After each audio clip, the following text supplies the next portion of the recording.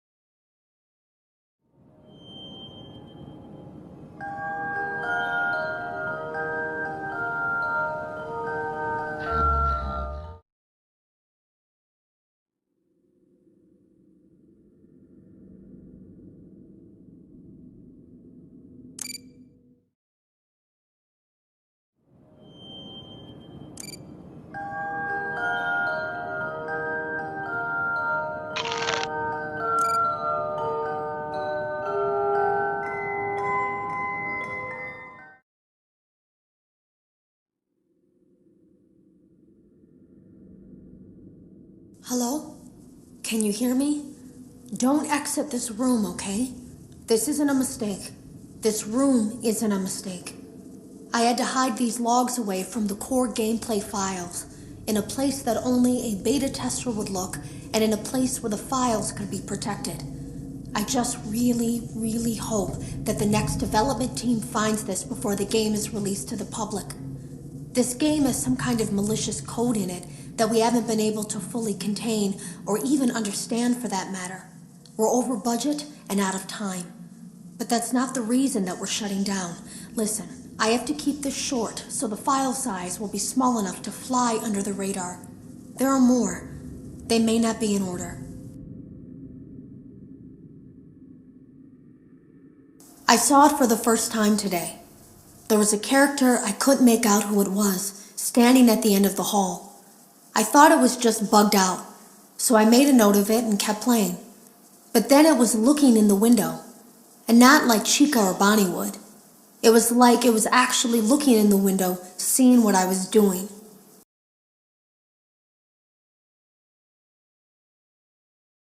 I saw it for the first time today. There was a character I couldn't make out who it was, standing at the end of the hall. I thought it was just bugged out, so I made a note of it and kept playing. But then it was looking in the window, and not like Chica or Bonnie would. It was like it was actually looking in the window, seeing what I was doing.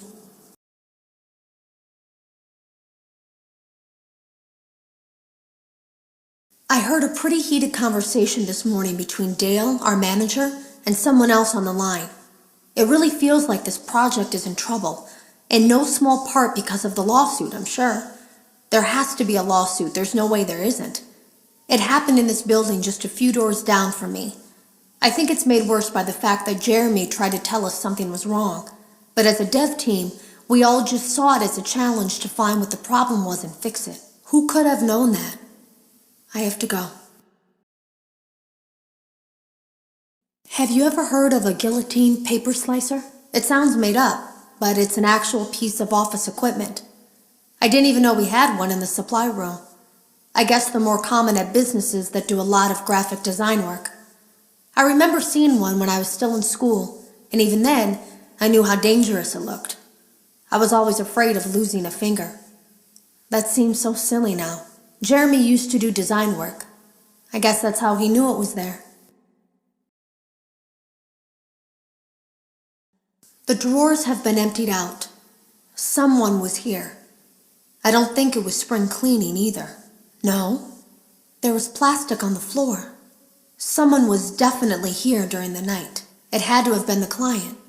I mean, they sent us that stuff in the first place with no explanation, told us to scan it, said it would expedite the process so we wouldn't need to program any pathfinding ourselves.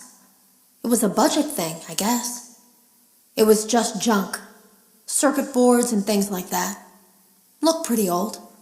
Somehow, though, there was usable code on some of it. It seemed to take hold by itself. Things started changing. But then, he started appearing. At least that's what Jeremy said.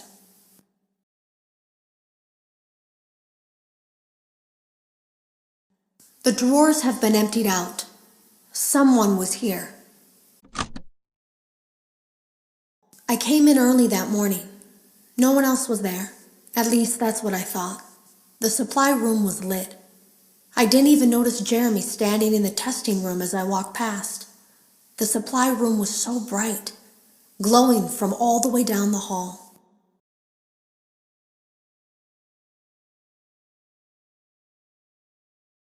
I came in early.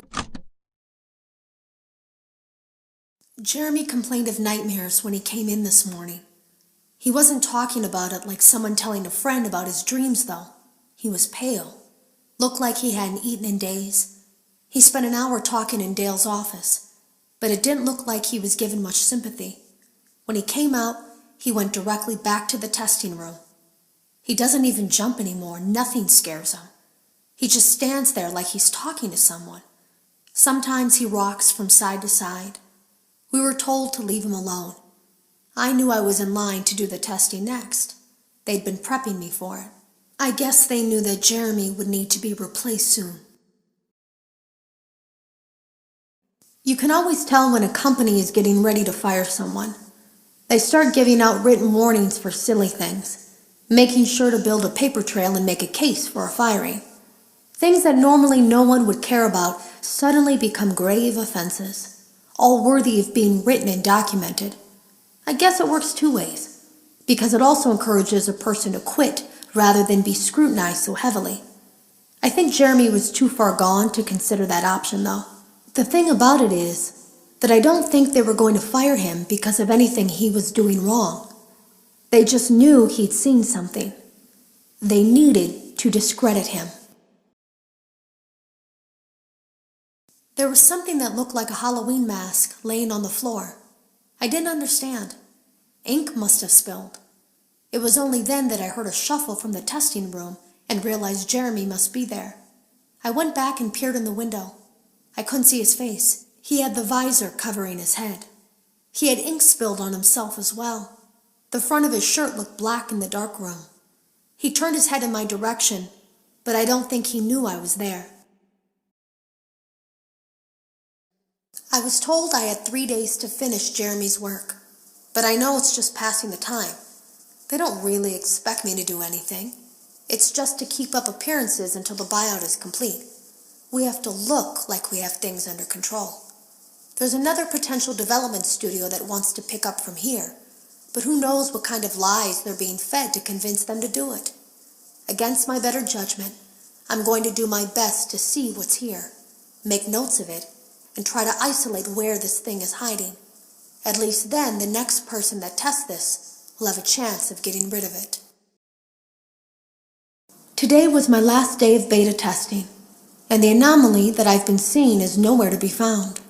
But after inspecting some of the files, it seems that it's attached itself to these logs. My logs. That can't be an accident. So now I have to make a choice. Do I leave these logs here for you to find, or do I try to purge this thing myself by destroying the logs? I've chosen the latter. Today was my last day.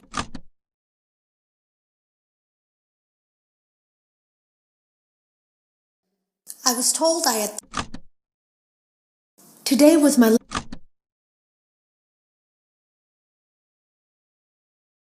I can't delete them. By creating a protected area to store these logs apart from the game, I effectively gave this thing a safe place to hide itself. It's in here now. I may not be able to delete it, but I might be able to do something else now that it's attached itself. I have an idea. They lied to us. They lied to all of us.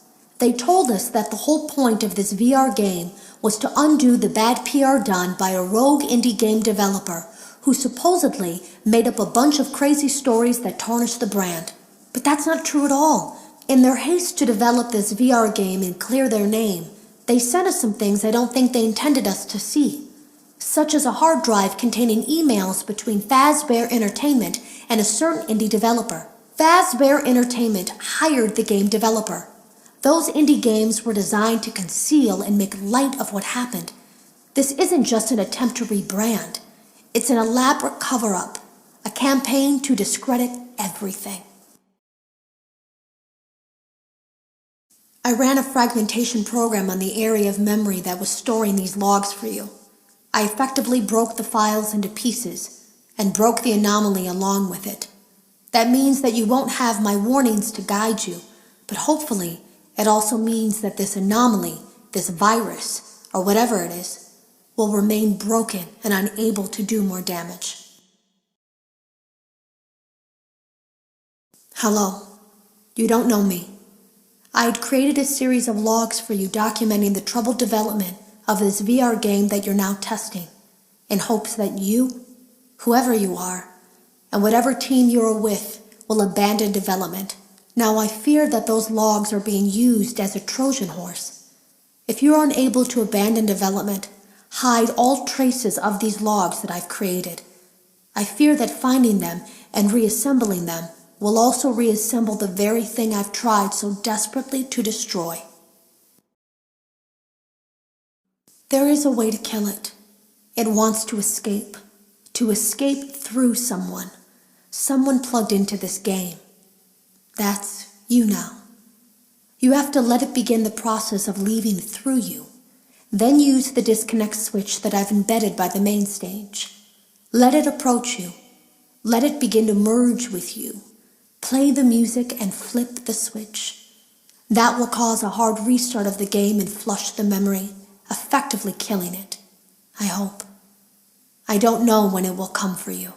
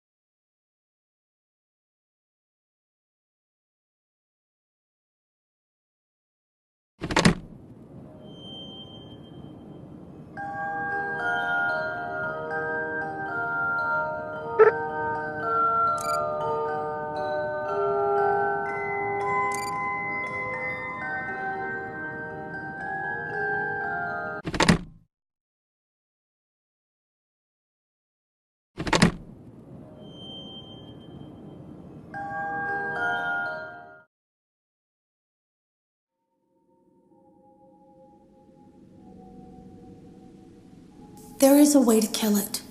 It wants to escape through someone. Someone plugged into this game. That's you now.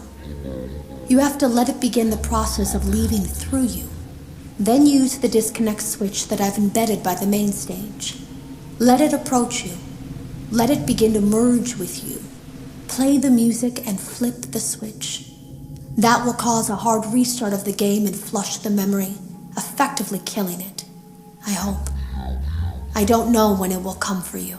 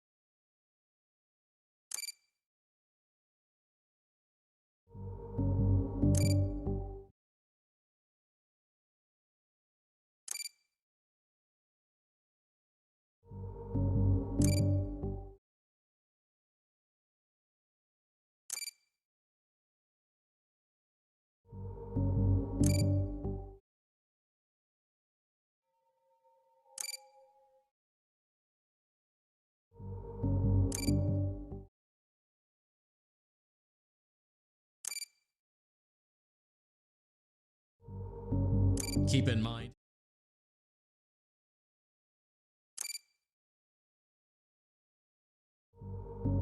Keep in mind.